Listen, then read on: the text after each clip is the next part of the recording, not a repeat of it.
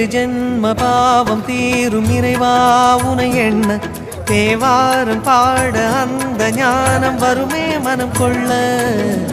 ஆதியான சிவனே சிவஜோதியான சிவனே, ஆதியான சிவனே சிவஜோதியான சிவனே.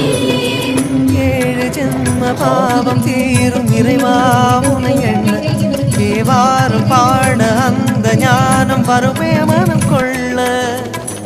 தாழும் நிலை வாராமல் காப்பவன் நீதானே, வாழும் வழி சொல்பவனே வள்ளல் பெருமானே, அண்ணாமலையானே அன்பின் பொருள் நீயே.